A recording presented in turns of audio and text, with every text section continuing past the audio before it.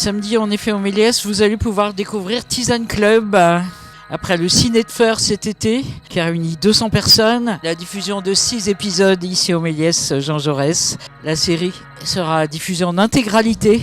Tisane Club concocté par 5 Stéphanois qui laissent infuser tout autre chose que des parfums verveines, on vous prévient.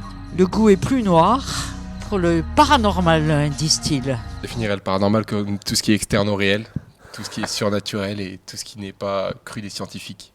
Et petit exemple. Êtes-vous effrayé par l'impermanence des choses, le désespoir de vivre ou la fin de l'existence? Ce sont les thèmes imposés par l'autrice Catherine Leboeuf. Mais que...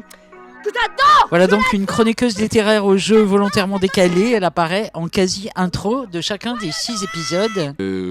Ouais, ça touche un côté un peu décalé, étrange, on comprend pas.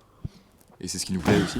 Et ça donne le ton décalé, excessif, le jeu cynique, y compris lors de cet enterrement d'une plante. Et c'est pas un message écolo. L'impermanence des choses, les choses qui disparaissent, les choses qui sont pas faites pour durer.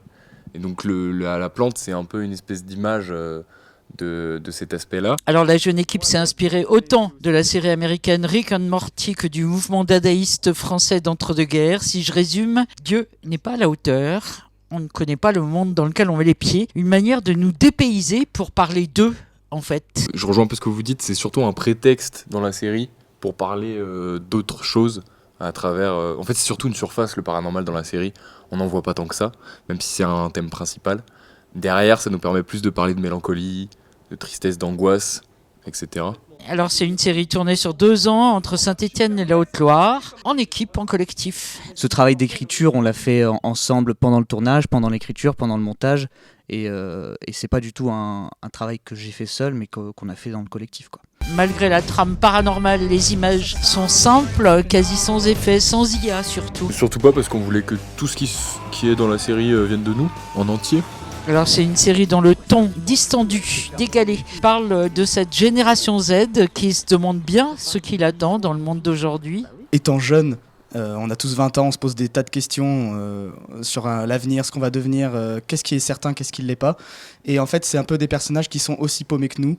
Et sauf que eux, en plus, il se passe des choses vraiment pas normales. Et c'est ce qui fait le charme de ce club Tisane que vous allez découvrir en intégralité au Méliès Saint-François ce samedi. 6 épisodes, musique en direct, goodies, l'entrée est à 5 € pour financer leur documentaire, disent-ils, à tourner cet été. On part sur du mockumentaire, on dit ça ? Oui, c'est ça. On dit ça. Documentaire, Je sais pas comment on dit ça. C'est un documentaire Documentaire, c'est ça. complètement écrit à 100%. Le club des 5 aura donc une Silencieux, suite. mais c'est pas parce que je dis rien que je te parle pas.